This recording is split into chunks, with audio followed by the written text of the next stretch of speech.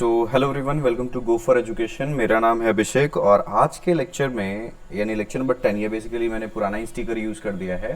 ये जो लेक्चर है हमारा lecture number that is not 9, this is lecture number 10, जिसके अंदर में हम इस जो टॉपिक लास्ट हम लोगों ने स्टार्ट किया था आइसोमेरिज्म और टाइप्स ऑफ आइसोमेरिज्म, इसको कंटिन्यू करेंगे। तो मैंने आपको लास्ट वाले लेक्चर में समझाया था कि आइसोमेरिज्म का सिंपल मतलब क्या होता है। आइसोमेरिज्म का मतलब होता है ऐसा फिनोमेना जिसमें मॉलिक्यूल सेम मॉलिक्यूलर फॉर्मूला रखते हुए अपना स्ट्रक्चर चेंज कर लेते हैं या फिर स्ट्रक्चर फॉर्मूला चेंज कर लेते हैं, इसको आइसोमेरिज्म कहते हैं। फिर मैंने आपको आइसोमेरिज्म का क्लासिफिकेशन बताया था, जिसमें हम लोगों ने बात किया था कि स्ट्रक्चरल आइसोमेरिज्म अलग चीज़ है और स्टीरियो आइसोमेरिज्म अलग चीज़ है। इन दोनों को हम लोगों ने डिस्कशन में अपना मतलब टॉपिक स्टार्ट कर दिया था, ठीक है। और मैंने आपके साथ में जो टॉपिक मतलब मेन हमारा जो फ्लो स्टार्ट हुआ था that was from the types of isomerism, और टाइप्स ऑफ आइसोमेरिज्म में भी स्ट्रक्चरल आइसोमेरिज्म। और अगर आपको याद हो तो मैंने स्ट्रक्चरल आइसोमेरिज्म के अंदर में आपके साथ में 3 स्ट्रक्चरल आइसोमर्स डिस्कस कर दिए थे। The first one was the chain isomers, ये डिस्कस हो चुका है हमारा। सेकंड हम लोगों ने डिस्कस किया था पोजीशन आइसोमर्स, ठीक है। थर्ड जो हम लोगों ने डिस्कस किया था दैट वाज फंक्शनल आइसोमर्स। तो ये 3 तरीके का आइसोमेरिज्म जो है हम लोगों ने लास्ट वाले क्लास में डिस्कस कर लिया है। अभी आज का जो लेक्चर होगा दैट इज हम यहाँ से स्टार्ट करने वाले हैं। आज हम क्या कवर करेंगे, हम कवर करेंगे ring chain isomers, ring chain isomers, ठीक है। इसके बाद हम पढ़ेंगे 5th नंबर पे मेटामर्स, ठीक है। एंड 6th नंबर पे डिस्कस करेंगे हम टॉटोमर्स, टॉटोमर्स या फिर टॉटोमेरिज्म जिसको हम कहते हैं, ठीक है। तो हमारा मेन आज की क्लास का टारगेट यही है कि हम ये 3 टॉपिक डिस्कस करें, इस पे अच्छे क्वेश्चंस कर लें और हमारा आज का जो लेक्चर होगा वो एंड हो जाएगा। और कल वाले लेक्चर में यानी हम कल से स्टार्ट कर देंगे अपना स्टीरियो आइसोमेरिज्म, जहां पे आप सीखोगे ज्योमेट्रिकल आइसोमेरिज्म, ठीक है। तो आई होप आपको आज का लेक्चर जो है वो समझ में आ रहा होगा कि हम क्या डिस्कस करने वाले हैं। रिंग चेन आइसोमर्स के साथ स्टार्ट करते हैं, फिर पढ़ेंगे मेटामेरिज्म एंड फिर पढ़ेंगे टॉटोमेरिज्म, ठीक है। Okay, let's start. तो देखिए, जो हमारा 4th नंबर है that is RCI, ring chain isomerism, ठीक है। तो रिंग चेन आइसोमेरिज्म क्या है, ये भी एक टाइप ऑफ स्ट्रक्चरल आइसोमेरिज्म है जिनमें कंपाउंड्स का मॉलिक्यूलर फॉर्मूला सेम रहता है but they exist as open chain. मतलब पहले तो आप याद रखो कि इसका मॉलिक्यूलर फॉर्मूला क्या रहेगा, सेम रहेगा, मॉलिक्यूलर फॉर्मूला इज सेम, ठीक है। But they exist in open chain, ठीक है, as well as closed chain structures, ठीक है। अब ध्यान देना है, अगर हम जितना भी अभी आपको आरसीआई में पढ़ाऊंगा रिंग चेन आइसोमर्स, ठीक है, तो all RCI is functional isomers. मतलब आपको जितना भी आप रिंग चेन आइसोमर्स पढ़ोगे ये फंक्शनल आइसोमर्स, आपको एग्जांपल से समझ में आ जाएगा। जैसे एल्केन, एल्कीन क्या है, अलग अलग फंक्शनल मतलब आइसोमर्स फंक्शनल ग्रुप्स होते हैं। उसी तरीके से एल्कीन और अल्काइन क्या है, अलग अलग फंक्शनल ग्रुप्स हैं। तो उसी तरीके से बोलने का मतलब क्या है कि जब भी हम आरसीआई पढ़ते हैं ना, तो जितने भी आरसीआई होते हैं वो सारे के सारे फंक्शनल आइसोमर्स होते हैं, ठीक है। बट जितने भी फंक्शनल आइसोमर्स होते हैं वो सारे के सारे रिंग चेन आइसोमर्स नहीं होते हैं। ध्यान रखना कि अगर मैं बोलूं तो आरसीआई बड़ा पार्ट हो गया, ठीक है, और आरसीआई के अंदर में सॉरी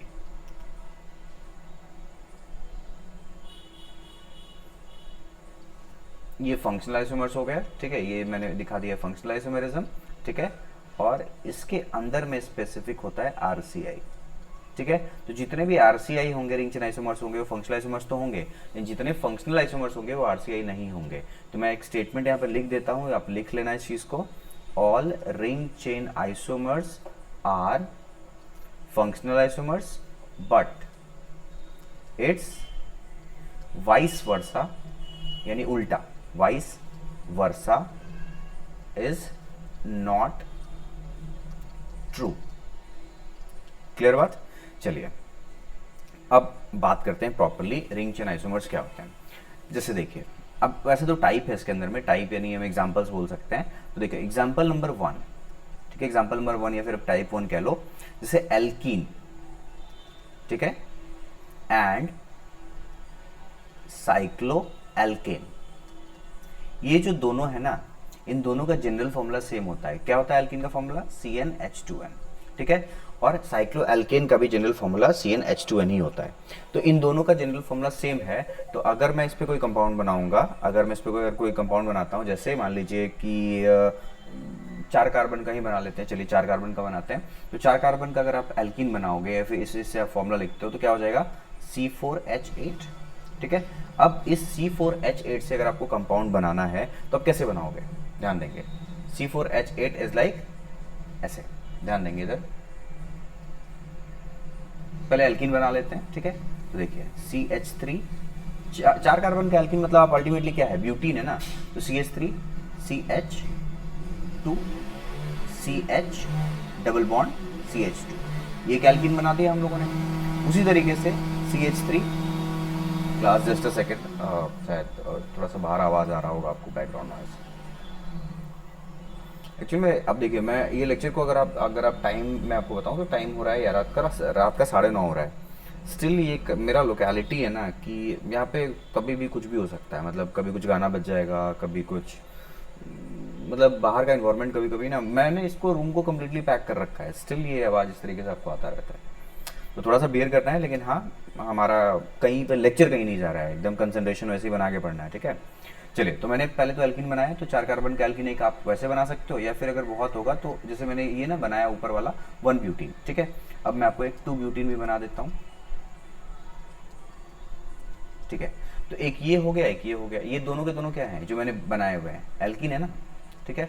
लेकिन अगर साइक्लो एल्केन भी बनाता हूँ तो भी फॉर्मूला सेम होगा, CH2 CH2 CH2 single bond CH2 and CH2। This is your cyclobutane, not butene, this is cyclobutane. तो अगर आप ध्यान दो तो ये जो मैंने 3 कंपाउंड्स बनाए, मैं कंपाउंड का नेमिंग कर रहा हूँ, compound number A, compound number B and compound number C, ठीक है। A, B और C, अब तीनों को देखोगे तो सबका फॉर्मूला सेम है, C4H8, यानी 4 कार्बन 8 हाइड्रोजन। अब मैं compound number A and compound number B को अगर आपसे कंपेयर कराऊं तो ये आपस में एक तो एल्कीन है और एक एल्केन है, ठीक है। मतलब अगर कंपाउंड नंबर A और आप C को देखो तो एक एल्कीन है और दूसरा क्या एल्केन है, चाहे साइक्लो है लेकिन है तो एल्केन, और एल्कीन्स और एल्केन्स आर फंक्शनल आइसोमर्स। तो A and C are functional isomers, B and C are also functional isomers, इसमें कोई दिक्कत नहीं है।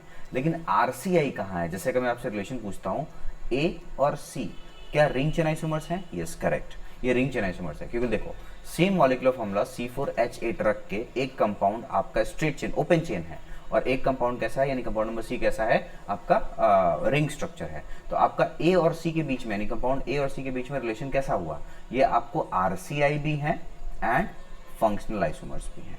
क्लियर बात। उसी तरीके से B कंपाउंड और C कंपाउंड, ये भी एक स्ट्रेट चेन है यानी एल्कीन है, और एक आपका साइक्लो एल्केन है, तो ये भी रिंग चेन आइसोमर्स, मतलब एक स्ट्रेट चेन और एक close chain, that means ring chain isomers. और साथ साथ में अगर आप देखोगे तो ये भी एक एल्कीन है और एक एल्केन है, तो ये फंक्शनल आइसोमर्स होगा। लेकिन अगर मैं आपसे पूछता हूँ कंपाउंड नंबर A और B क्या होगा, कि रिंग चेन आइसोमर्स होंगे क्या A और B, नहीं, दोनों के दोनों ओपन स्ट्रक्चर है ना, ठीक है। और अगर आपको रिलेशन जानना है तो मैंने क्या बोला था, इनका IUPAC नॉमेनक्लेचर कर दीजिए। तो ये क्या है, ब्यूट 1 इन एंड नीचे वाला क्या है, ब्यूट 2 इन। और हम जानते हैं जब पेरेंट चेन सेम रहे और आपका सिर्फ पोजीशन चेंज होता है मल्टीपल बॉन्ड का, तो इनको हम क्या कहते हैं, पोजीशन आइसोमर्स। तो A एंड B आपस में क्या होंगे, PI होंगे, रिंग चेन आइसोमर्स नहीं होंगे। तो इस तरीके से आपसे क्वेश्चंस पूछा जा सकता है। तो टाइप 1 में आपको मैंने क्या बताया, alkenes and cycloalkane are RCI, ring chain isomers. उसी तरीके से मैं आपको बता देता हूँ, और एग्जांपल अगर आप चाहो तो बना सकते हो, कोई भी एल्कीन ले लो और कोई भी साइक्लो एल्केन ले लो, उससे हो जाएगा, ठीक है। चलिए टाइप 2 पे आते हैं, ठीक है। टाइप 2 में जैसे एल्काइन, यानी एग्जांपल नंबर 2 पे हम बात कर रहे हैं RCI के, एल्काइन, ठीक है, एल का diene, cyclo alkene,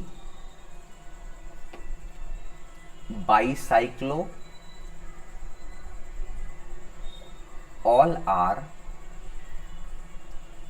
are RCI, मतलब RCI मतलब एक रिंग को लेना, ऐसा नहीं कि आप एल्काइन और एल्काडाइन ले लेना। मतलब एल्काइन का रिलेशन आप साइक्लोएल्कीन के साथ देख लो, या फिर एल्काडाइन का रिलेशन साइक्लोएल्कीन के साथ देख लो, बाईसाइक्लो का आप एल्काइन के साथ देख लो। तो एक रिंग और एक अगर आप चेन वाले को उठाओगे तो आपस में RCI शो करेंगे। जैसे आपको मैं एल्काइन और साइक्लोएल्कीन पे ही पहले समझा देता हूँ। इन सभी का जो जनरल फॉर्मूला होगा, इन सभी का नहीं बोलूंगा मैं प्रॉपरली, आप पहले ऐसा करते हैं ना, कंफ्यूजन हो रहा है, ठीक है, इसको एक एक पहले हटा रहा हूँ थोड़ी देर के लिए, ठीक है। देखिए, जितने भी एल्काइंस होते हैं और जितने भी साइक्लोएल्कीन्स होते हैं, यानी एल्काइंस एंड साइक्लोएल्कीन्स आर RCI, आपस में क्या है, RCI है, और ये आपस में फंक्शनल आइसोमर्स भी होंगे। जैसे, और इनका जनरल फॉर्मूला क्या होगा, इनका जनरल फॉर्मूला होगा CnH2n-2, जो कि एल्काइन का फॉर्मूला होता है, ठीक है। अब जैसे एग्जांपल के तौर पे बात करते हैं, चलिए 4 कार्बन पे बात कर लेते हैं, फिर 5 कार्बन बात कर लेते हैं। तो C5H8, ये देखिए मैंने इसी फॉर्मूले पे बनाया हुआ है, जहाँ पे n की वैल्यू मैंने 5 रख दी है, ठीक है। अब इससे मैं अगर एल्काइन बनाता हूँ, ठीक है, तो एल्काइन कैसे बनेगा, देखो, तो CH3 CH2 CH2 C triple bond CH, एक एल्काइन बन गया। और भी एल्काइन बनाया जा सकता है, CH3 CH2 C triple bond C CH3, ठीक है। और बना सकते हैं क्या, अब नहीं बनेगा, ठीक है। तो ये 2 हो गए। मतलब अगर मैं ब्रांचिंग करके बनाना चाहूँ तो और कंपाउंड्स बना सकते हैं एल्काइन का, लेकिन मुझे ब्रांचिंग नहीं चाहिए, 2 कंपाउंड पे आप इधर समझ जाना। तो 2 मैंने एल्काइन बना दिया 5 कार्बन का। अच्छा, एक मैं बनाता हूँ साइक्लोएल्कीन। तो साइक्लोएल्कीन कैसे बनेगा, देखो तो 5 कार्बन का साइक्लोएल्कीन है ना, तो ये मैंने बनाया, या फिर मैं आपको चलिए कार्बन हाइड्रोजन लिख देता हूँ, CH2 CH2 CH double bond CH CH2 CH2। अगर आप ध्यान दोगे यहाँ पे, तो अभी 5 कार्बन है, ठीक है, और हाइड्रोजन काउंट करो, 2 2 4 2 6 और 2 8, क्लियर। तो ये साइक्लोएल्कीन हो गया। और बना सकते हैं क्या साइक्लोएल्कीन को, यस बना सकते हैं हम, जैसे CH2 CH double bond CH, और एक हाइड्रोजन कम करके यहीं पे मैं ब्रांचिंग कर देता हूँ, ठीक है। यहाँ पे लगा देते हैं CH3। यहाँ पे भी अगर आप काउंट करोगे तो 3 2 5 6 7 8, ठीक है। मतलब मैंने यहाँ पे कौन सा स्ट्रक्चर बनाया, मैं इसी को अगर कंडेंस फॉर्मूले में अगर आपको दिखाता, तो मैंने एक ये वाला एल्कीन बना दिया है जहाँ पे 5 मेंबर्ड रिंग है, और मैंने एक एल्कीन ऐसा बना दिया है जहाँ पे 4 मेंबर्ड रिंग है, यहाँ एक डबल बॉन्ड और यहाँ पे एक ब्रांचिंग लिखा है। मतलब ये वाला कंपाउंड ये है और ये वाला कंपाउंड ये है। अब देखो, compound number A, compound number B, compound number C और कंपाउंड नंबर D। तो देखो, कंपाउंड नंबर A एक एल्काइन है, कंपाउंड नंबर B एक एल्काइन है, कंपाउंड नंबर C एक एल्कीन है लेकिन साइक्लोएल्कीन है, और compound number D is also cycloalkene. तो अगर आपसे पूछता हूँ कि A और C के बीच में रिलेशन क्या होगा, तो आप सीधा सीधे देख रहे हो कि ये एक ओपन है, A ओपन स्ट्रेट चेन है, और जो C है वो रिंग है। तो आप आराम से बोलोगे RCI, और एवरी RCI क्या होता है, फंक्शनल आइसोमर्स तो होते ही हैं, तो RCI एंड FI भी बोल सकते हो। उसी तरीके से A और D का रिलेशन क्या होगा, ये सेम बात, एक ओपन चेन यानी RCI इसको ही बोलोगे, क्लोज चेन भी है, तो ये FI हो गया। उसी तरीके से मान लो मैं पूछता हूँ B और C, तो ये भी आप RCI सेम RCI और FI बोलोगे। उसी तरीके से आप बोल सकते हो B और D को भी, तो ये भी क्या हो जाएंगे, RCI और FI हो जाएगा। तो बस आपको यही पहचानना पड़ेगा। अब मैं आपको बोलता कि A और B क्या है भाई, तो A और B में रिलेशन आप देखो, दोनों के दोनों एल्काइन है, खाली पोजीशन चेंज है। नाम भी देखोगे तो पेंट 1 आइन और पेंट 2 आइन है, तो ये दोनों के दोनों क्या होंगे, पोजीशन आइसोमर्स होंगे। उसी तरीके से अगर मैं आपसे C एंड D पूछता हूँ, ठीक है, C और D के बीच में क्या रिलेशन होगा, तो C और D दोनों क्या हैं, दोनों के दोनों साइक्लोएल्कीन हैं, ठीक है। तो ये भी आइसोमर्स हैं, दोनों के रिंग वाले ही हैं, तो ये इनका एक अलग रिलेशन आएगा, ठीक है। मैं यहाँ पे जस्ट डिस्कस नहीं कर रहा क्योंकि मैंने आपके साथ सारा साइक्लो कंपाउंड डिस्कस नहीं किया है। तो फिलहाल आप ये वाला चीज़ छोड़ो, आप RCI और FI समझ गए, और A और B में भी आप रिलेशन समझ गए, ठीक है। वैसे मैं अगर आपको बोलूँ तो देखो, ये पेरेंट चेन अलग था, चलो बता ही देता हूँ, तो ये पेंडिंग ही रह जाएगा। C और D में अगर आप ध्यान दोगे तो एक साइक्लोपेंटीन है, एक साइक्लोब्यूटेन है, तो दोनों में पेरेंट चेन अलग अलग है ना, तो इनको हम लोग क्या बोलेंगे, चेन आइसोमर्स बोलेंगे। मतलब C और D का रिलेशन देखा जाता तो they are chain isomers. I hope आपको ये जो मैंने बात अभी समझाया है वो समझ में आया होगा। तो ये टाइप 2 हो गया, ठीक है। तो इसी तरीके से बहुत सारे एग्जांपल्स बनाए जा सकते हैं। तो ring chain isomers it is not tough, एकदम सिंपल है। रिंग चेन आइसोमर्स मतलब एक रिंग होना चाहिए, यानी एक क्लोज रिंग होना चाहिए, एक ओपन चेन स्ट्रक्चर होना चाहिए, having a same molecular formula. I hope आपको रिंग चेन आइसोमर्स जो है वो समझ में आया होगा, यानी उन्होंने चौथा जो स्ट्रक्चरल आइसोमेरिज्म था उसको डिस्कस कर लिया है।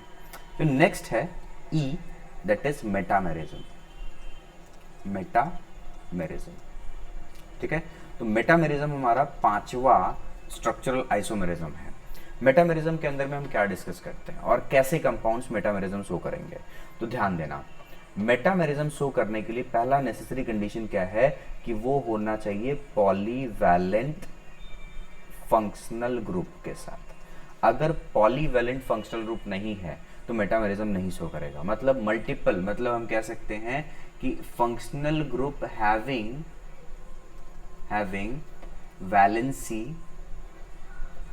मोर देन 1, वो ही मेटामेरिज्म शो करेगा।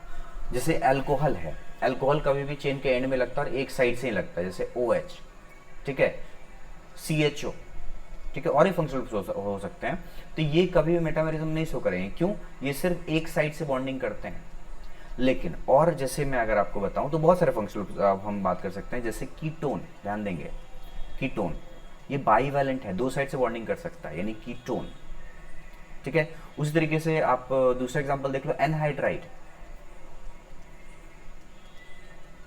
ये देखो दो साइड से बॉन्डिंग ये कर सकता है, बॉन्डिंग कर सकता है, तो एनहाइड्राइड भी मेटामेरिज्म शो कर सकता है, ठीक है। उसी तरीके से ईस्टर, नॉट ईथर बोल रहा हूं मैं, ईथर भी करेगा लेकिन अभी मैं ईस्टर बोल रहा हूं, तो ये हो गया, ये भी पॉलीवैलेंट है, तो ईस्टर भी कर सकता है मेटामेरिज्म शो, ठीक है। और मैंने आपको क्या बोला, ईथर बोला तो OO लगा दिया, ठीक है, ईथर हो गया। अमाइड भी हो सकता है, जैसे CONH इधर पे लगा दो, ये अमाइड हो गया। तो ये सारे के सारे कैसे फंक्शनल ग्रुप्स हैं जो कि पॉलीवैलेंट है, एक से ज़्यादा बॉन्ड्स बना सकते हैं, यानी दो एल्काइल ग्रुप दोनों साइड पे लगाया जा सकता है, मतलब दो नहीं, मतलब दोनों साइड पे एल्काइल ग्रुप्स लगाए जा सकते हैं। तो ऐसे वाले मतलब फंक्शनल ग्रुप्स के अंदर मेटामेरिज्म शो होता है। और कोई एग्जांपल है, यस, आप भूलना नहीं, यहाँ पे 2 डिग्री एंड 3 डिग्री अमाइंस भी इसका एग्जाम्पल है, ठीक है। 1 डिग्री अमाइन नहीं होगा, 1 डिग्री अमाइन जो है वो ऐसा होता है, NH2 2 हाइड्रोजन होता है, तो ये 1 डिग्री अमाइन कभी मेटामेरिज्म शो नहीं करेगा, ठीक है। तो ये सारे जो है ना, ये मेटामेरिज्म शो करते हैं, ये सारे फंक्शनल ग्रुप जो मैंने आपके सामने लिखे हुए हैं।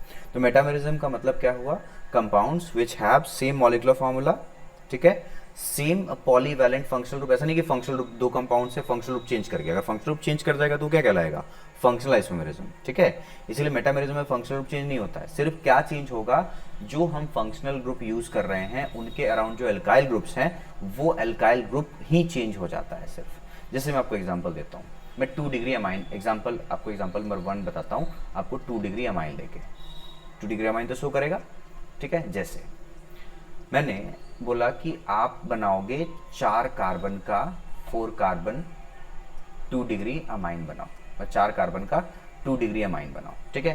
तो एक बच्चे ने क्या किया, ये 2 डिग्री अमाइन का मतलब क्या हुआ, नाइट्रोजन दो साइड से बॉन्डिंग करेगा, करेक्ट। ये 2 डिग्री अमाइन है तो दोनों साइड एल्काइल ग्रुप लगाया जा सकता है।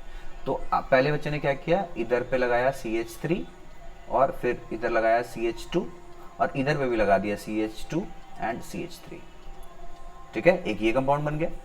दूसरे बच्चे ने क्या किया, अभी भी दोनों साइड से बॉन्डिंग करना है, लेकिन एक तरफ पे 3 कार्बन लगा दिया, CH2 CH3 और एक साइड पे नाइट्रोजन के इसने लगा दिया 1 कार्बन।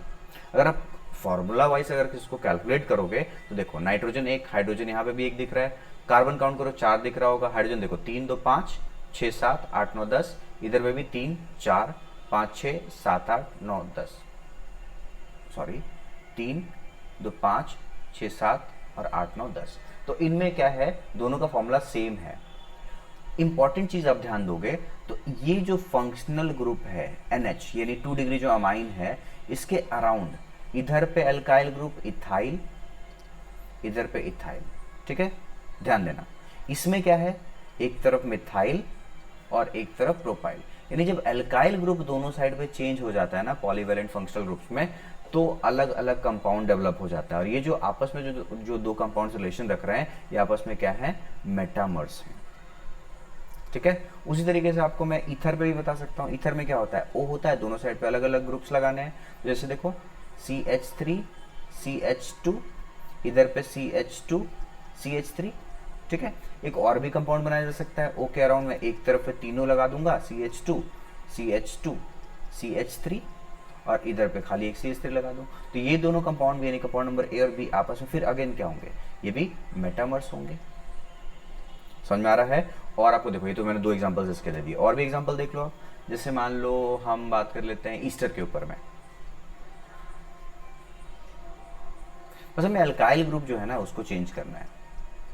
अब देखो मैंने O के साथ इधर पे अभी एक साइक्लो एल्केन लगा दिया, ठीक है, एक ही कंपाउंड है। और सेम मैं अब खाली नहीं, ये 2 जो ग्रुप्स हैं, बेंजीन रिंग को इधर भेज दूंगा, साइक्लो एल्केन को इधर भेज दूंगा, साइक्लो हेक्सेन को इधर भेज दूंगा। देखो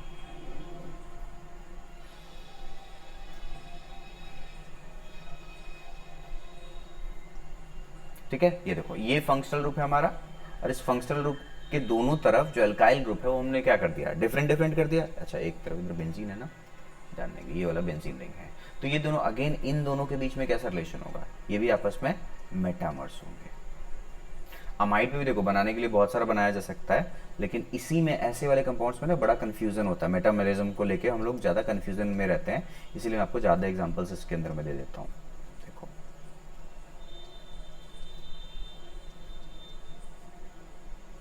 एक ये कंपाउंड बना दिया, और अभी हम चाहे तो NH के साइड पे साइक्लोएल्केन लगा देते हैं, यानी साइक्लोहेक्सेन को इधर कर देते हैं और बेंजीन को उधर कर देंगे। तो ये दोनों अगेन आपस में क्या कहलाएंगे, सॉरी, इन दोनों का आपस में रिलेशन फिर क्या कहलाएगा, मेटामर्स हो जाएंगे ये भी। ठीक है, तो अब बस क्या समझ रहे हो इसमें, इसमें आप ये समझना कि हमारा जो ग्रुप चेंज हो रहा है, अल्काइल ग्रुप से डिफरेंट हो जाना चाहिए।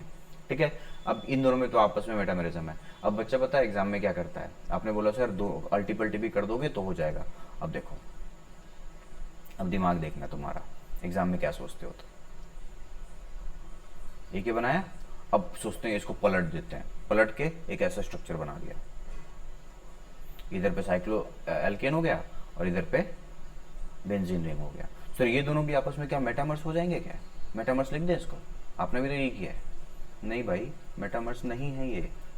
कैसे, ये दोनों आइडेंटिकल कंपाउंड है, इन दोनों का अगर नाम लिखोगे ना तो दोनों कंपाउंड का नाम सेम है, लेकिन इन दोनों का अगर आप नाम लिखोगे दोनों सेम नहीं है, क्योंकि जब हम ईस्टर का नेमिंग करते थे तो पहले ओ वाले ग्रुप के साथ वाला जो चीज़ है उसको हम लोग पहले बोलते थे ना, जैसे इसका नाम क्या हो जाएगा, इसका अगर आपको नाम बोलना होगा तो आप पहले बोलोगे साइक्लोहेक्साइल।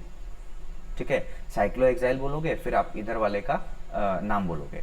उसी तरीके से आप पहले इधर क्या बोलोगे, फिनाइल, फिर आप इधर वाले का नाम बोलोगे। तो ये जो 2 जो इधर मैंने जो कंपाउंड्स बना रखे हैं ये 2, तो इन दोनों का नॉमेनक्लेचर अलग है। तो ये जब नाम अलग, तो इसका मतलब मॉलिक्यूल्स अलग अलग हो गए, इसका मतलब ये दोनों आपस में मेटामर्स हैं। तो उसी तरीके से ये भी, इन दोनों का नाम अलग अलग है तो ये मेटामर्स हैं।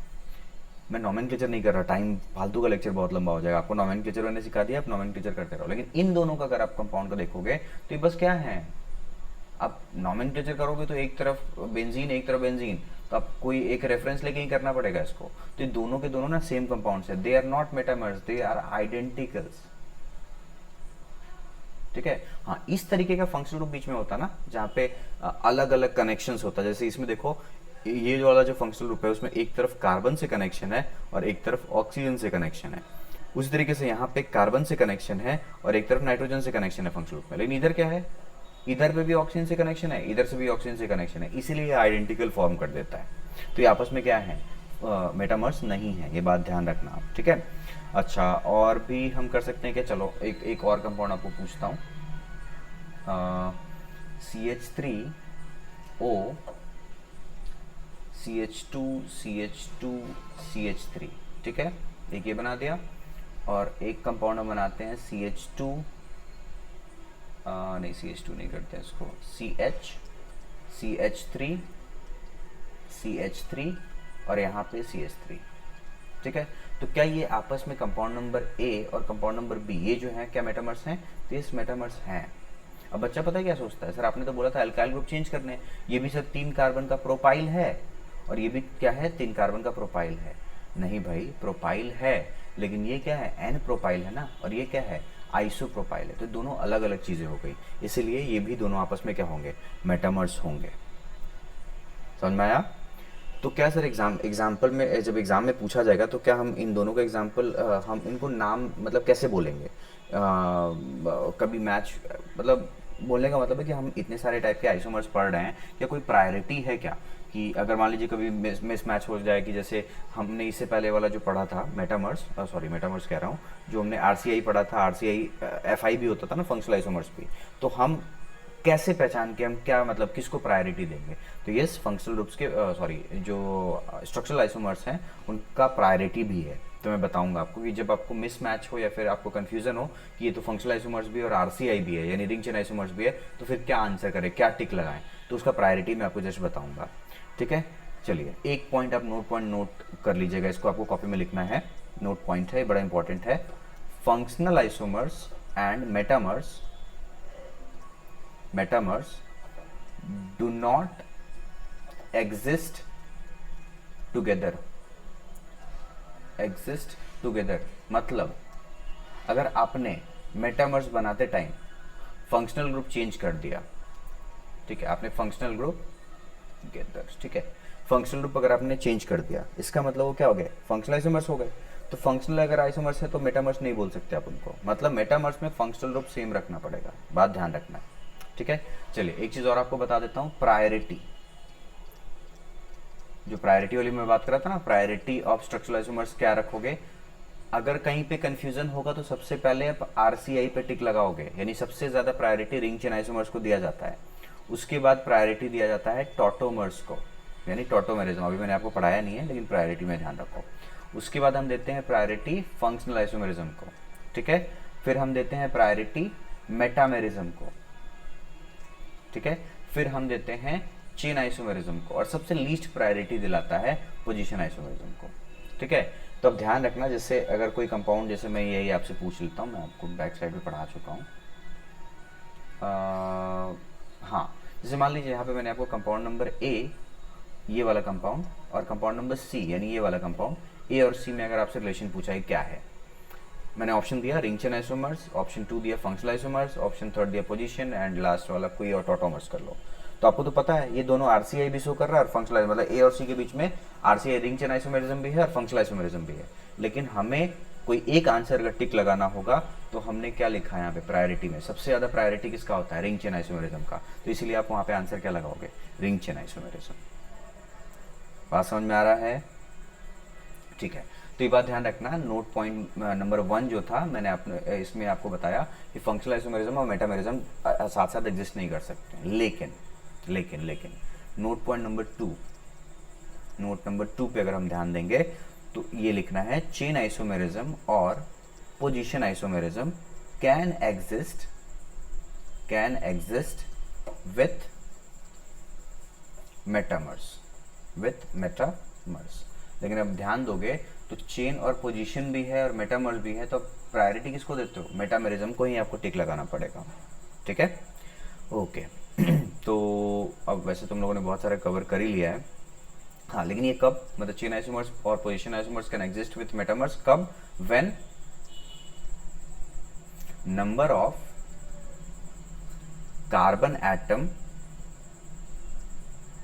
remains same on both side। ठीक है, जैसे यही वाला एग्जांपल बात कर लो, हम लोगों ने पिछले वाला एग्जांपल बात किया था ना, ये और ये कंपाउंड, ठीक है, तो ये मेटामर्स भी हैं, और अगर हम बात करेंगे तो इसमें हमने पोजीशन आइसोमर्स भी चेंज किए, क्योंकि इसमें देखो प्रोपाइल में पहले वाले कार्बन से लगा था, इसमें प्रोपाइल में सेकंड वाले कार्बन से लगा है, तो ये आपस में मेटामर्स भी हैं और साथ साथ में पोजीशन आइसोमर्स भी हैं। आई होप आपको जो मैंने ये समझाया मेटामेरिज्म आपको समझ में आया होगा। ठीक है, तो मेटामेरिज्म थोड़ा सा इंपॉर्टेंट टॉपिक है, आप इसका ध्यान रखोगे। चलिए अब हमारा जो अगला टॉपिक है वो तो टॉटोमेरिज्म है, लेकिन कोई इंपॉर्टेंट क्वेश्चन रुके मुझे थोड़ा सा देख लेने दीजिए, मैं नोट्स में एक बार देख लेता हूँ, कोई इंपॉर्टेंट क्वेश्चन अगर रहता है तो मैं आपको करा ही दूँगा साथ साथ में। देखो क्वेश्चन करने के लिए तो आप मॉड्यूल उठाओ, मॉड्यूल लगाते चले जाओ, क्वेश्चंस बहुत सारे मिलेंगे। चलिए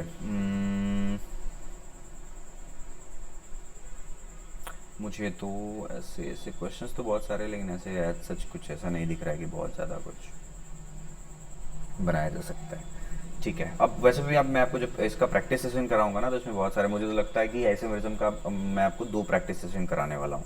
एक जस्ट प्रैक्टिस करेंगे और दूसरा में हम PYQ कवर करने वाले हैं। ठीक है, तो मैं जो देख पा रहा हूँ फिलहाल हमारे पास में कोई भी टॉपिक ऐसा नहीं है मेटामेरिज्म के अंदर में जो कि डिस्कस करना था और मैंने आपके साथ में डिस्कस नहीं किया है। जो भी था हम लोगों ने कंप्लीट कर लिया। चलिए, अब हम जो आज का लास्ट टॉपिक है वो डिस्कस करने वाले हैं, दैट इज टॉटोमेरिज्म। ठीक है, ये हमारा लास्ट स्ट्रक्चरल आइसोमेरिज्म है। ओके, चलिए, that is F number, 6 number है ना, इट इज टॉटोमेरिज्म। ठीक है, टॉटोमेरिज्म।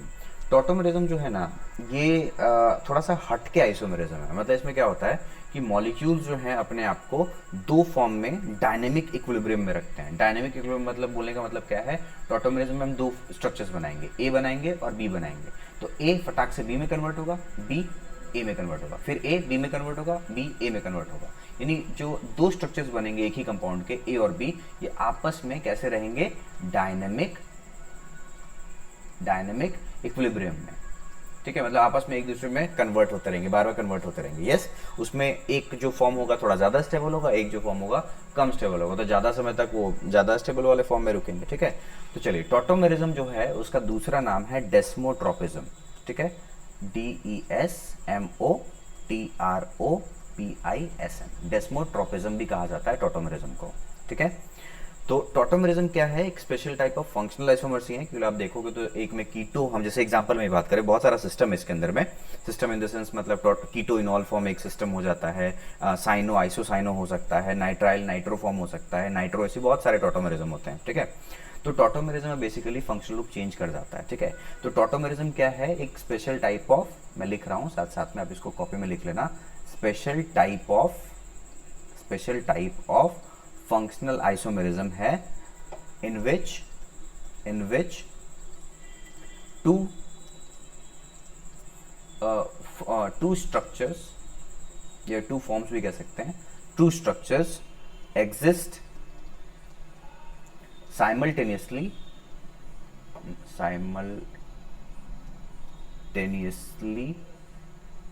in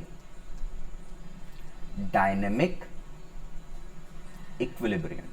मैंने आपको पहले ही बताया, कंपाउंड ए और जो कंपाउंड बी, 2 स्ट्रक्चर्स जो बनेगा एक ही कंपाउंड का, वो आपस में डायनेमिक इक्विलिब्रियम में रहेंगे। ठीक है, अच्छा, मेजोरिटी ऑफ केसेस में जो हम लोग क्वेश्चंस करते हैं या फिर जो आपको PYQ दिखेगा या फिर जो हमारा कॉन्सेप्ट जो होगा, मेजोरिटी ऑफ केसेस में हम देखेंगे तो टॉटोमेरिज्म का कारण क्या है, tautomerism is due to shifting of hydrogen atom. क्या कोई भी हाइड्रोजन एटम नहीं, इसको हम लोग बेसिकली एसिडिक हाइड्रोजन कहते हैं।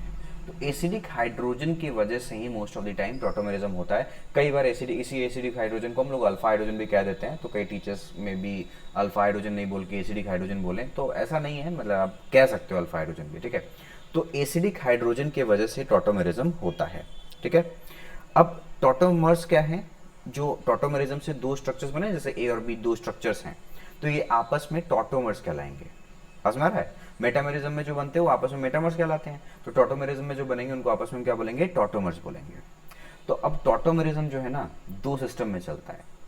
ठीक है, टॉटोमेरिज्म हैज 2 सिस्टम्स।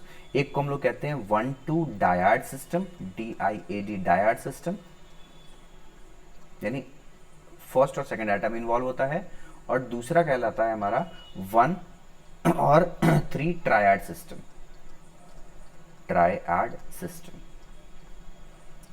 ठीक है, तो देखो, अब डायड सिस्टम के अंदर बहुत सारे, बोल रहे हैं ना कि टॉटोमेरिज्म बहुत टाइप का है, अपने को मेजॉरिटी कीटो इनॉल पढ़ना होता है, नाइट्रो एसिड पढ़ना होता है, ये सारी चीजें हैं। ठीक है, तो देखो, अगर हम डायड सिस्टम में बात करेंगे तो आपको बहुत सारे फॉर्म्स मिलेंगे, जैसे साइनो आइसोसाइनो टॉटोमेरिज्म, टॉटोमेरिज्म आप डायट सिस्टम में पढ़ सकते हो। ठीक है, दूसरा आप पढ़ सकते हो, इसमें आपका एक और होगा, हाँ, हम लोग पढ़ते हैं नाइट्राइट और नाइट्रोफॉर्म ऑफ द टॉटोमेरिज्म भी पढ़ते हैं। ठीक है, हाँ, ये दो मुझे मेजरली याद आ रहा है। चलो अब मैं आपको इन दोनों को डिस्कस कर ही देता हूँ स्ट्रक्चर वाइज भी। ट्रायड सिस्टम के अंदर में जो मेजरली हम लोग पढ़ते हैं वो पढ़ते हैं कीटो इनॉल टोटोमेरिज्म, सबसे इंपॉर्टेंट है ये कीटो इनॉल टोटोमेरिज्म। और एक और पढ़ते हैं इसके अंदर में, दैट इज नाइट्रो और एसी फॉर्म, एसी ही बोल लो, एसी फॉर्म टोटोमेरिज्म। तो ये 4 टाइप का आपको मेजर मैंने टोटोमेरिज्म बताया। 2 मैंने आपको बताया किसमें, 1-2 डायड सिस्टम में, और 2 मैंने बताया 1-3 ट्रायड सिस्टम टोटोमेरिज्म में। ठीक है, चलिए आपको मेनली मैं आपको टोटोमेरिज्म का मैकेनिज्म बताऊंगा, क्योंकि ये सारा मैकेनिज्म बहुत ज़्यादा इंपॉर्टेंट नहीं है। अब जैसे देखो डायड 1-2 डायड सिस्टम में देखो, जैसे मैंने आपको 1-2 डायड सिस्टम बताया। ठीक है, तो 1-2 डायड सिस्टम में मैंने आपको कौन कौन सा बताया, पहले साइनो आइसोसाइनो बताया। तो देखो जैसे ये है HCN, ठीक है, इसको हम लोग बोलते हैं साइनो। ठीक है, जब हाइड्रोजन साइनाइड है ना ये कंपाउंड, तो ये साइनो हो गया। ये फटाक से अपने आप को कन्वर्ट कर लेता है, कैसे, दूसरे फॉर्म में। यहाँ पे क्या होता है कि कार्बन पे जो हाइड्रोजन अटैच्ड है ना, ये हाइड्रोजन रिलीज होगा और वो नाइट्रोजन से जाके कनेक्ट हो जाएगा। ठीक है, तो यहाँ पे कुछ ऐसा हो जाएगा, मतलब ये है CN और H ऐसा। ठीक है, तो यहाँ पे अगर आप ध्यान दोगे तो एटम कार्बन नंबर 1 और नाइट्रोजन नंबर 2, ये 1 और 2 एटम इन्वॉल्व हुआ है इन टोटोमेरिज्म। तो ये पहला फॉर्म को हम लोग साइनो बोलते हैं और दूसरे वाले फॉर्म को आइसोसाइनो बोलते हैं। तो ये टोटोमेरिज्म है। ठीक है, तो बस आप नाम याद रख लो, साइनो आइसोसाइनो, ऐसे आपको, मुझे नहीं लगता कि इसके क्वेश्चंस आपको दिखने वाले हैं। तो एक ये फॉर्म हो गया। ठीक है, अच्छा, ये मतलब ये फॉर्म नंबर 1 है डायड सिस्टम का, साइनो और आइसोसाइनो। दूसरा मैंने आपको बताया नाइट्राइल और नाइट्रोफॉर्म। तो नाइट्राइल में कैसे हो जाएगा, जैसे HON_O, ये हम लोग कोऑर्डिनेशन कंपाउंड में भी इसको पढ़ते हैं क्लास 12th में। ठीक है, नाइट्राइट बोल रहे हैं, नाइट्राइट। ठीक है, और दूसरा इसका एक और फॉर्म है, फटाक से कन्वर्ट हो सकता है दूसरे फॉर्म में, दैट इज कॉल्ड नाइट्रोफॉर्म, HN_O और यहाँ पे coordinate bond O, this is nitroform. तो ये 2 फॉर्म में अपने आप को कन्वर्ट करता रहता है, नाइट्राइट फॉर्म या फिर नाइट्रोफॉर्म में। तो ये 1-2 डायड सिस्टम है। तो 1-2 डायड सिस्टम से ना क्वेश्चंस बड़े कम दिखेंगे आपको। 1-3 ट्रायड सिस्टम जो है उससे क्वेश्चंस आपको दिखता है, और वो कीटोइनॉल तो बड़ा इंपॉर्टेंट है। ठीक है, तो जो B है दैट इज, मैंने आपको बोला 1-3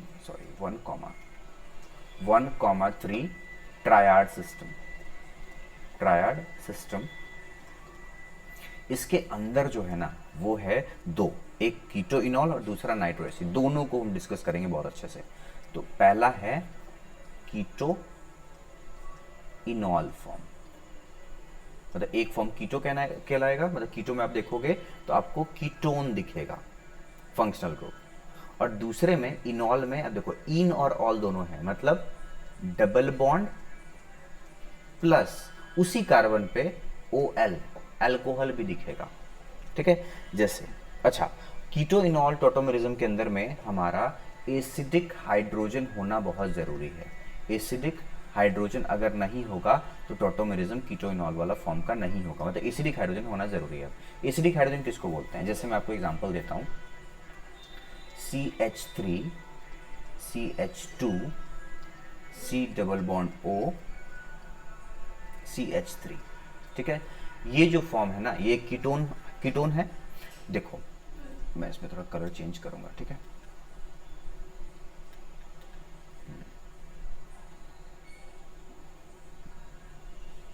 थोड़ा ध्यान देंगे यहाँ पे। ये जो फंक्शनल ग्रुप है दैट इज अ कीटोन है ना, तो इसीलिए इस फॉर्म का नाम क्या कहलाता है, कीटो। ये जो फंक्शनल ग्रुप है उससे जो कनेक्टेड कार्बन होता है उसको हम लोग अल्फा कार्बन कहते हैं। और अल्फा कार्बन से जो कनेक्टेड हाइड्रोजन है, जैसे यहाँ 2 और यहाँ पे 3, इन्हीं को हम लोग अल्फा हाइड्रोजन कहते हैं, जिसको मैंने एसिडिक हाइड्रोजन बोला था। ठीक है, तो alpha hydrogen is the mandatory condition to show tautomerism. तो ये कीटो फॉर्म हो गया, ये अपने आप को एक दूसरे फॉर्म में कन्वर्ट कर लेता है, जिसको हम लोग इनॉल फॉर्म बोलते हैं। मैं अभी जस्ट दूसरा फॉर्म बना रहा हूं, फिर आपको इसका मैकेनिज्म भी बताऊंगा। ठीक है, ये बड़ा लंबा प्रोसेस है, मतलब इसको कलर चेंज करना। देखिए दूसरा फॉर्म इसका क्या होगा, CH3 CH double bond COH CH3 वो ऐसा भी फॉर्म में कन्वर्ट हो सकता है, या फिर एक और फॉर्म बन सकता है CH3 CH2 COH double bond CH2। ठीक है, ये डिपेंड कर रहा है कि कौन सा हाइड्रोजन को उसने टॉटोमेरिज्म में पार्टिसिपेट कराया है। तो इसमें अगर आप देखोगे ये वाला जो कार्बन है, ठीक है, ये कार्बन इन वाला भी है, मतलब डबल बॉन्ड, और उसी कार्बन पे एक अल्कोहल भी लगा है OH, इसीलिए इसको हम कौन सा फॉर्म बोलते हैं, इनॉल फॉर्म बोलते हैं। तो ये कीटो फॉर्म और ये इनॉल फॉर्म आपस में डायनेमिक इक्विलिब्रियम में रहता है। ये आपस में एक दूसरे में फटाक फटाक ए और बी, जो मान लो कि ये कंपाउंड कीटो को मैं ए बोलता हूँ और इनॉल को बी बोलता हूँ, तो ए बी में कन्वर्ट होगा, बी ए में कन्वर्ट होगा, ए बी में कन्वर्ट होगा, बी ए में कन्वर्ट होगा। तो इसको हम लोग बोलते हैं कीटो इनॉल टॉटोमेरिज्म। अब थोड़ा सा मैकेनिज्म पे बात कर लेते हैं, ठीक है, और कैसे मैंने ये तीन तीन कंपाउंड से बना दिया। देखो मैंने जो मेन कंपाउंड लिया है, क्या लिया है, CH3 CH2 C double bond O और CH3। ठीक है, अब देखो ये कन्वर्ट कैसे करता है। यहां पे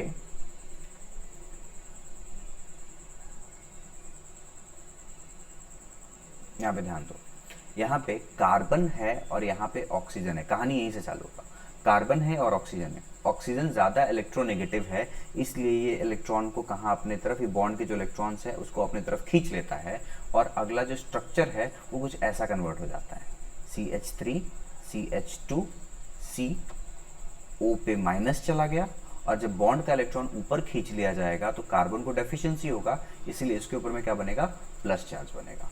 ठीक है, अब देखो इसके ऊपर में ऑक्सीजन के ऊपर में नेगेटिव और कार्बन के ऊपर में पॉजिटिव डेवलप हो गया क्योंकि EN डिफरेंस था।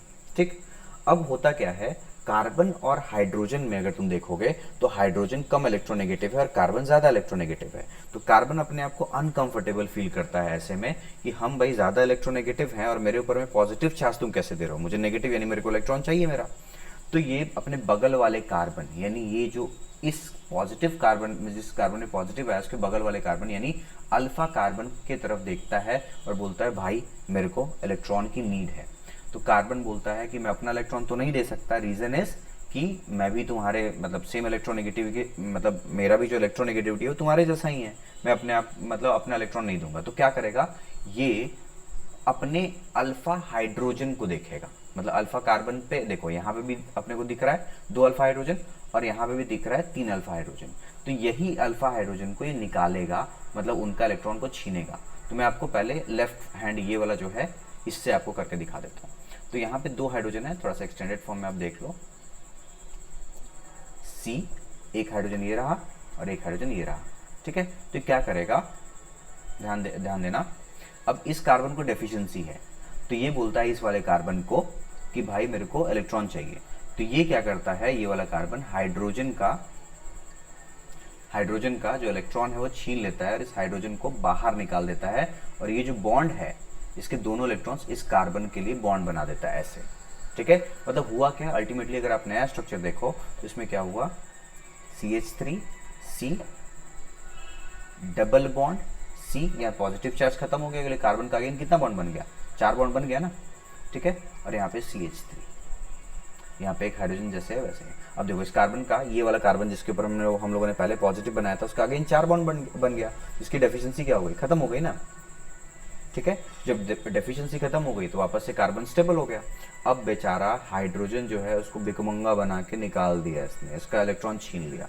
तो हाइड्रोजन अब उस सेंटर की तरफ देखता है जहां पे उसको इलेक्ट्रॉन मिल जाए, देखता है कि ऑक्सीजन के पास में नेगेटिव चार्ज है, तो जाके इसके साथ में जुड़ जाता है, और जुड़ने के बाद अपना एक नया स्ट्रक्चर बनाता है जो कि है CH3 CH double bond C, O लगा हुआ था उसके बाद H आ गया और यहाँ पे CH3। तो देखो ये हमारा कौन सा फॉर्म था, कीटो फॉर्म था, और ये वाला फॉर्म कैसा हो गया, इन ऑल फॉर्म हो गया है कि नहीं। तो इस तरीके से इस प्रोसेस के थ्रू वो अपने आप को चेंज करता है इन टॉटोमेरिज्म, कीटो से इनॉल आ जाता है। बस में आ रहा है, ये जो 2 फॉर्म से, अब देखो पीछे मैंने यही बनाया था, अब मैं चाहता ना तो साइड में, इधर साइड में भी अपने को 3 अल्फा हाइड्रोजन था, मैं इधर के साथ भी मैकेनिज्म ये दिखा सकता, तो सेम मैकेनिज्म है इधर वाले कार्बन पे जो हाइड्रोजन है उसके साथ में भी। मैं उसको दोबारा नहीं बनाऊंगा, जस्ट आप समझ लो कि कीटो और इनॉल फॉर्म इस तरीके से टॉटोमेरिज्म शो करता है। आप अगर मैच करना चाहो तो दोनों स्ट्रक्चर्स को मैच करो जो हम लोगों ने पहले बात किया था। यही मेरा कीटो फॉर्म था और मैंने डायरेक्ट ये वाला इनॉल फॉर्म बनाया था कि नहीं, और यही मैंने अभी आपको जस्ट नेक्स्ट वाली स्लाइड पे मैकेनिज्म के साथ में बता दिया कि कीटो इनॉल किस तरीके से होता है। अब देखो मैंने आपको क्या यहाँ पे नहीं, कुछ चीज़ें मैंने आपसे छुपाई हैं। ये जो टॉटोमेरिज्म है ना, मतलब दो प्रोसेस में चलता है। मतलब कीटोइनॉल टॉटोमेरिज्म एसिड कैटेलाइज्ड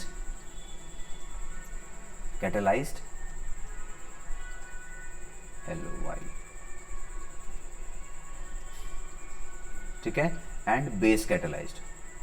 मतलब एज एन, या तो acid as an catalyst use कर रहे होगे तुम वहां पे, या फिर एसिड को एज एन कैटलिस्ट यूज करोगे, बेस को एज एन कैटलिस्ट यूज करोगे, तभी कीटो इनॉल में कन्वर्ट होगा और जो इनॉल है कीटो में कन्वर्ट होगा। क्योंकि हम जानते हैं ना ऑलरेडी जो कीटोन है वो तो एक स्टेबल फंक्शनल ग्रुप है, तो कीटोन अपने आप को क्यों कन्वर्ट करना चाहेगा दूसरे फॉर्म में, ये जस्ट इसलिए कन्वर्ट करेगा क्योंकि हमने वहां पे क्या किया है, एज एन कोई ना कोई कैटलिस्ट यूज किया है, या तो एसिड या तो बेस। तो एसिड कैटेलाइज्ड मैकेनिज्म भी हो सकता है और बेस कैटेलाइज्ड भी मैकेनिज्म हो सकता है, ठीक है।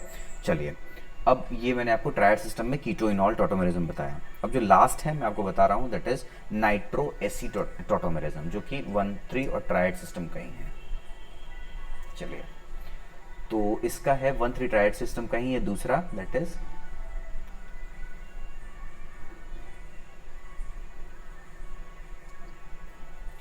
नाइट्रो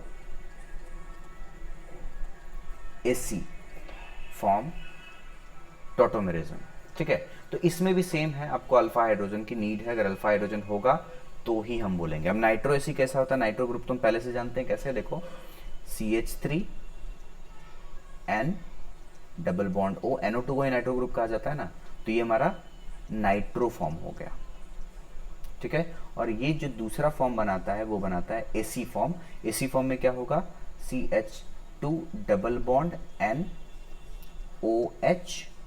और यहाँ पे कोऑर्डिनेट बॉन्ड O जैसे है, ये रहेगा, ये है एसी फॉर्म। तो ये अपने को दो फॉर्म में नाइट्रो एसी में कन्वर्ट करता रहता है। अब देखो NO2 से, यानी हम कह सकते हैं नाइट्रोजन से जो कनेक्टेड कार्बन है वो है अल्फा कार्बन, और अल्फा कार्बन से जो कनेक्टेड हाइड्रोजन है वो है अल्फा हाइड्रोजन। तो अल्फा हाइड्रोजन होना जरूरी है नाइट्रो एसी टॉटोमेरिज्म के लिए भी। यहाँ पे भी सेम चीज चलने वाला है, ध्यान देंगे। मैं इसका ये मैकेनिज्म आपको बता देता हूँ, ये भी वही है, एसिड या फिर बेस कैटेलाइज्ड मैकेनिज्म होगा, ठीक है। तो देखो होगा क्या, कार्बन पे लगा हुआ है 3 हाइड्रोजन, जो कि तीनों की तीनों हाइड्रोजन कौन है, अल्फा हाइड्रोजन है, ये रहा नाइट्रोजन, और यहाँ पे है ऑक्सीजन, ठीक है। तो कहानी कैसे स्टार्ट होता है, नाइट्रोजन और ऑक्सीजन के बीच में ऑक्सीजन ज्यादा इलेक्ट्रोनेगेटिव है, तो ये इलेक्ट्रॉन को अपनी तरफ खींच लेगा। इलेक्ट्रॉन को जैसे अपनी तरफ खींचेगा तो यहाँ पे हो गया नेगेटिव और यहाँ पे हो गया पॉजिटिव। अगेन नाइट्रोजन पे पॉजिटिव, तो बगल वाले कार्बन को पूछता है कि भाई मेरे को इलेक्ट्रॉन चाहिए, तो ये हाइड्रोजन को अगेन निकाल देगा यहाँ से, हाइड्रोजन का इलेक्ट्रॉन छीना, और उसने अपना इलेक्ट्रॉन को, यानी ये वाला जो इलेक्ट्रॉन है बॉन्ड का, वो यहाँ पे नाइट्रोजन के साथ डबल बॉन्ड बना लिया। तो ये कैसा हो गया, CH2 डबल बॉन्ड N, ठीक है, O के पास में नेगेटिव, और ये रहा कोऑर्डिनेट बॉन्ड O ऐसे ही है। अब यहाँ जो H प्लस निकला है अगेन वो नेगेटिव सेंटर्स को देखता है और यहाँ पे O के साथ में जुड़ के OH बना लेता है, यानी हमारा जो ऐसा वाला फॉर्म है OH, जो ऊपर मैंने बना रखा है ऑलरेडी एसी फॉर्म, ये मतलब बन जाता है। तो इस तरीके से नाइट्रो एसी टॉटोमेरिज्म होता है इन 1-3 ट्रायड सिस्टम। तो आई होप आपको जो मैंने आज टॉटोमेरिज्म जो लेक्चर आपको साथ डिस्कस किया है, मेटामेरिज्म भी डिस्कस किया, रिंग चेन आइसोमेरिज्म भी डिस्कस किया, आपको समझ में आया होगा। चलो एक मैं क्वेश्चन पूछता हूँ और आज के लेक्चर को एंड करते हैं, ठीक है। चलो सी, इसके साथ में हमने लगा दिया एक यहाँ पे बेंजीन रिंग,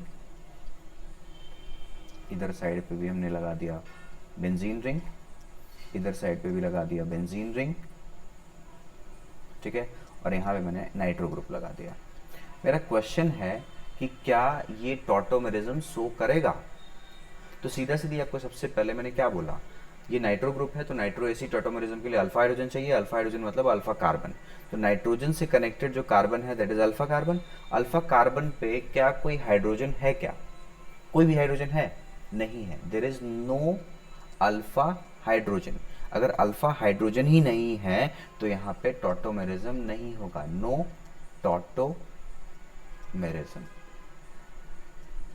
समझ में आया? तो इसी तरीके से आपको सबसे पहले क्वेश्चंस जब आप क्वेश्चंस करोगे टॉटोमेरिज्म का, तो सीधा सीधी पहले अल्फा हाइड्रोजन देखो। अगर अल्फा हाइड्रोजन नहीं है तो टॉटोमेरिज्म होगा ही नहीं। और सबसे ज़्यादा आपको क्वेश्चंस कौन से टॉटोमेरिज्म के मिलेंगे? कीटोइनॉल टॉटोमेरिज्म। तो अब ध्यान रखना, ऐसे सारे टॉटोमेरिज्म इंपॉर्टेंट है, इन कीटोइनॉल से आपको पीवाईक्यूज बहुत ज़्यादा मिलेंगे। इसीलिए आप सबसे ज़्यादा कीटोइनॉल टॉटोमेरिज्म का प्रैक्टिस करोगे, और मॉड्यूल के अंदर में आपको वो जो क्वेश्चन ज़्यादा मिल रहे हैं वो कीटोइनॉल के ही हैं, तो उनको अच्छे से कर लेना, ताकि आपके पीवाईक्यूज वाला सेक्शन जिस दिन हम प्रैक्टिस करेंगे उस दिन आपको कोई भी प्रॉब्लम ना आए। ठीक है? तो आई होप क्लास आपको आज का लेक्चर बहुत अच्छे से समझ में आया होगा। मैंने पूरा कोशिश किया कि आपको स्ट्रक्चरल आइसोमेरिज्म जिस तरीके से पढ़ाया जाता है और जिस तरीके से क्वेश्चंस थोड़े मोड़े डिस्कस किए जाते हैं आपके साथ में, इंपॉर्टेंट जो चीज़ें हैं मैंने सारा डिस्कस कर दिया है।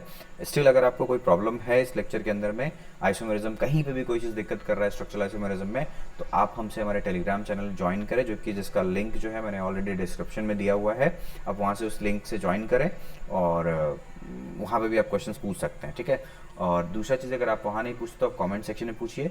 और थर्ड नहीं तो आप हमारे व्हाट्सएप नंबर, यानी मैंने आपको पहले ही बता रखा है लास्ट लेक्चर में, 8384017672, उस पर भी व्हाट्सएप आप कर सकते हैं अपने क्वेश्चंस और क्वेरीज को।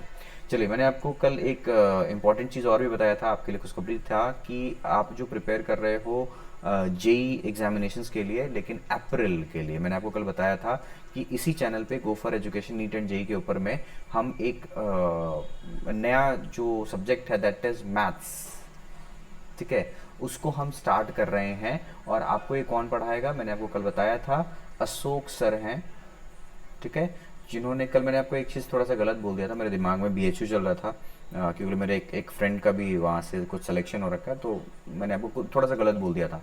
तो अशोक सर जो हैं उन्होंने आईआईटी से अपना मास्टर्स किया है, और वो आपको आपके जेई मेंस जो कि अप्रैल 2024 में होने वाला है, इसके लिए मैथ्स पढ़ाने वाले हैं। और ऑब्वियस बात है कि जो सिलेबस है कि वो क्या क्या कवर करेंगे, जो इंपॉर्टेंट टॉपिक्स हैं, जो इंपॉर्टेंट चैप्टर्स हैं, जो आपको एग्जाम के पहले कवर कर लेना चाहिए, वो सारा अशोक सर आपको एक लेक्चर में पहले बता देंगे। और उसके बाद में उनका भी लेक्चर क्या होगा, इसी चैनल पे कंटिन्यू चलेगा। एक दिन मेरा लेक्चर आएगा और एक दिन सर का लेक्चर आएगा। इस तरीके से आपको 7 डेज इन अ वीक आपको लगातार लेक्चर मिलेगा। कभी मैथ्स आप पढ़ोगे, कभी केमिस्ट्री पढ़ोगे, तो आप चाहो तो उनके भी लेक्चर्स को देख सकते हो। और जो भी क्वेरी होगा आप अशोक सर से डायरेक्ट उनके व्हाट्सएप नंबर पर भी पूछ सकते हो, जिनका नंबर आपको जैसे लेक्चर्स चालू हो जाएगा वैसे वैसे आपको उनका लेक्चर और उनका कॉन्टैक्ट नंबर भी दे दिया जाएगा। सो क्लास, आई होप आपको जो मेरा समझाने का तरीका है वो समझ में आ रहा है। और ये अगर लेक्चर समझ में आया है तो आप ये जो लेक्चर है अपने फ्रेंड्स के साथ शेयर कीजिए और वीडियो को लाइक कीजिए। अब शेयर तो आपको करने बोल ही दिया है। और इस चैनल को भी सब्सक्राइब कीजिए ताकि हम बहुत जल्दी अपने फैमिली को बड़ा कर पाएँ, बहुत बच्चे हमारे लेक्चर्स को लाइव भी देखें। मैं अगर आपका डिमांड अगर आता है तो मैं लेक्चर्स को लाइव भी लेना स्टार्ट कर दूंगा। ठीक है? तो देखते हैं, जैसे जैसे आपका डिमांड होगा उसी तरीके से लेक्चर्स को हम आगे कवर करने वाले हैं। ठीक है क्लास, तो आई होप सब कुछ क्लियर है। मिलते हैं अगले वाले लेक्चर में अगले टॉपिक के साथ, जहाँ पे हम आपके साथ में क्या डिस्कस करने वाले हैं, स्टीरियो आइसोमेरिज्म, और वहाँ पे भी हम क्या स्टार्ट करेंगे, geometrical isomerism. So guys, bye bye, good night.